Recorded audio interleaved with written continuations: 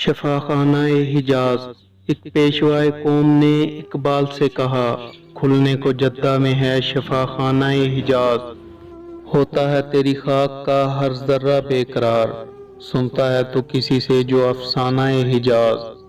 دستے جنوں کو اپنے بڑھا جیب کی طرف، مشہور تو جہاں میں ہے دیوانہ حجاز۔ دارالشفا حوالیے بطحا میں چاہیے، نبض مریض پنجائے عیسیٰ میں چاہیے۔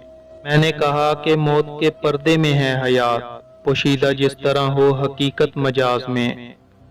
تلخابہ اجل میں جو عاشق کو مل گیا، پایانہ خضر نے میں عمر دراز میں۔